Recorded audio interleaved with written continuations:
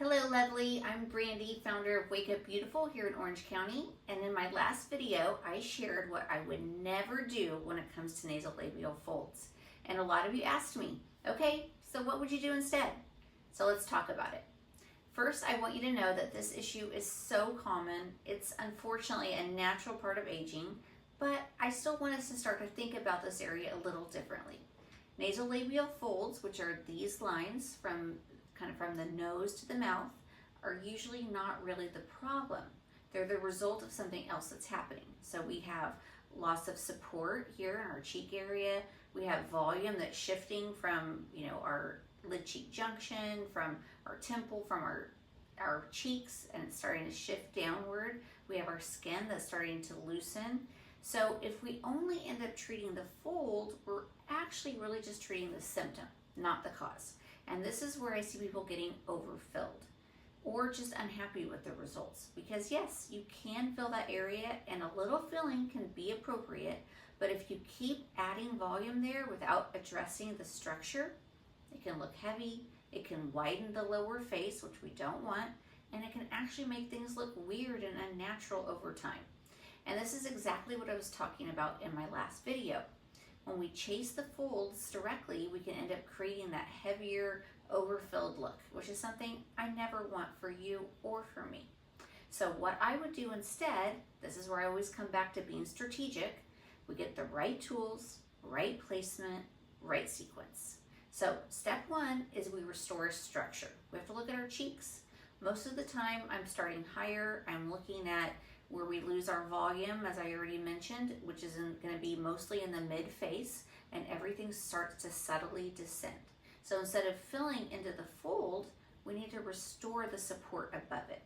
And what's beautiful about this is sometimes just by doing that alone, the folds soften naturally. No overfilling required. Step two is mid-face support. Now, depending on the person, this is where I might suggest layering in something like PDO threads to give a little more of that lift and repositioning of the tissue. Now, this treatment is definitely trending, and we talked about that in my last video as well, but this is for good reason. In my opinion, it still might not be for everyone, so definitely consult with your medical provider, but I have seen some really great differences, and this looked absolutely beautiful on people. And actually, if you'd like me to do a full video on PDO threads, who they're best for, who they're not for, and what results you can actually realistically expect, just leave me a comment and I'll film that for you. So step number 3 is skin tightening. This is the part that almost nobody's talking about enough. Even if we restore the structure, even if we get that lift, if the skin isn't supported, you won't get that smooth, refreshed, glowy look that we want.